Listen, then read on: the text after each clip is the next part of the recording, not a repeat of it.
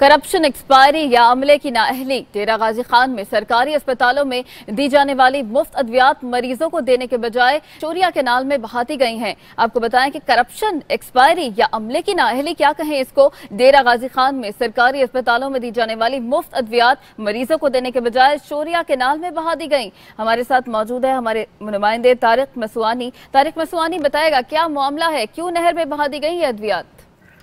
جی بالکل، یہ ہسپتال عملہ کی نااہلی ہے۔ انہوں نے اپنی نااہلی کو چھپانے کے لیے بڑے پیمانے پر جو سرکاری ادویات مریضوں کو مفت فراہم کی جاتی ہے، حکومت پنجاب لاکھ روپے لگاتی ہے اور سرکاری اسپتالوں کو مفت ادویات غریبوں کے لیے فراہم کرتی ہے، مگر ہسپتال عملہ نے اپنی نااہلی چھپانے کے لیے اس ادویات کو شوریہ کینال میں بہا دیا ہے۔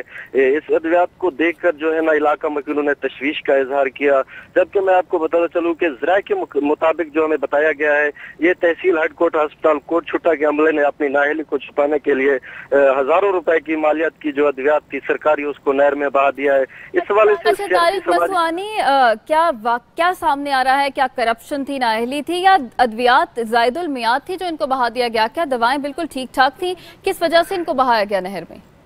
جی، یہ کرپشن بھی بتائی جاتی ہے، دوسری جانب اس میں ایسی ادویات بھی شامل ہیں جن کی ڈیٹ ابھی موجود ہے جو کہ قابل استعمال تھی، مگر انتظامیہ نے اپنی نااہلی کو چھپانے کے لیے اس ادویات کو جو ہے نا شوریہ کینال میں بہا دیا، کیونکہ ہسپتالوں میں سارا دن جو غریب طبقہ کے لوگ ہیں خوار رہتے ہیں، ان کو ادویات میسر نہیں آتی۔